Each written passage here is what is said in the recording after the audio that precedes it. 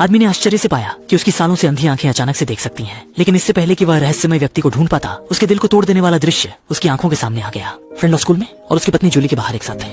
हालांकि डेविड का गुस्सा इस समय चरम पर पहुंच गया था, लेकिन उसे इसे चुपचाप सहना पड़ा और अंधे आदमी का नाटक करना पड़ा, क्योंकि जरूरी था। बस इसी तरह एक बेवफा पत्नी को उचित सजा दी जा सकती है। और घर लौटते समय भी दोनों करीब करीब शाम की तलाश में थे। जल्द ही वे दवाई द्वारा कड़ी सजा का सामना करेंगे, ताकि पति की सभी संपत्तियों को अधिक न्याय संगत तरीके से प्राप्त किया जा सके। जूली ने यहाँ तक कि इलाज करने वाले डॉक्टर को रिश्वत देने की कोशिश की, ताकि वह डेविड को उसकी स्थिति गंभीर बताते हुए उसे जल्द से जल्द वसीयत बनाने के लिए कहे। हालांकि डॉक्टर ने स्पष्ट रूप से अस्वीकार कर दिया।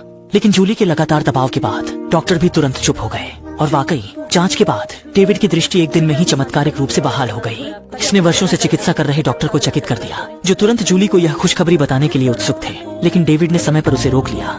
उसे मत बताना कि मैं समलैंगिक नहीं हूँ, बस वही करो जो वह कहे। मुझे तुम्हें सबक सिखाने का एक तरीका पता है। मुझे दूर करने की कोशिश करते हैं, लेकिन वे सच्चाई नहीं जानते। मेरा दिल धड़क रहा है। मैंने वह चीज डेविड ने कभी सोचा भी नहीं था कि वह पिछले कुछ वर्षों से हर दिन एक नाटकीय जीवन जी रहा है। वह समझ गया कि अगर वह अब खुलासा कर देता है तो यह निश्चित रूप से स्थिति को बिगाड़ देगा और उसकी संपूर्ण योजना को बर्बाद कर देगा। सौभाग्य से डॉक्टर के सहयोग से उन्होंने झूठे दुखद फिल्म का प्रदर्शन करते हुए उदास और निराशा का चेहरा बना दिया और दोनों ने फिर से विश्वास कर लिया।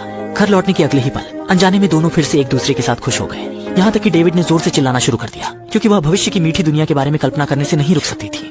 जूली फिर से संयत हो गई और डेविड के प्रति नकली प्रेम की बातों को जारी रखा। दूसरे दिन डेविड ने एक निष्पक्ष वकील को बुलाया, ताकि वह अपनी अंतिम इच्छाएं सामने रख सके। लेकिन जूली ने फिर से बेशर्मी से अपनी सुपर पावर का इस्तेमाल किया।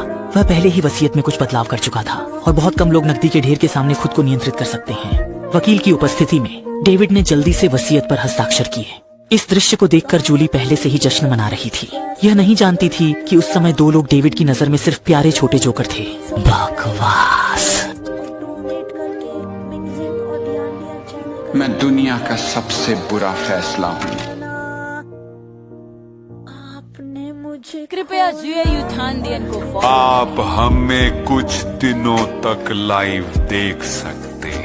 पर तुमने हमें पहले क्यों नहीं बताया? है कि मुझे घर में छिपे कैमरे लगाने और सबूत इकट्ठा करने के लिए कुछ समय चाहिए। सच्चाई ये थी कि डेविड ने पहले ही घर में जगह जगह छुपे हुए कैमरे लगा रखे थे, ताकि वह दोनों की बेवफाई के सबूत जुटा सके। अब जूली को न्यायाधीश के सवालों का सामना करना होगा और डेविड के कठोर शब्दों का भी। जूली एक बात कभी नहीं समझ पाई। नहीं, तो फिर आपने इस अनुबंध पर हस्ताक्षर क्यों किए? पिताजी, क्या आप सुनिश्चित हैं? यह समझे बिना कि डेविड का हस्ताक्षर केवल दिखावा था, यह जानकर कि उसके पास अब और कोई रास्ता नहीं है, जूली ने डेविड से माफी मांगते हुए आंसू बहाए। लेकिन तब तक पुलिस पहले से ही दरवाजे पर आ चुकी थी।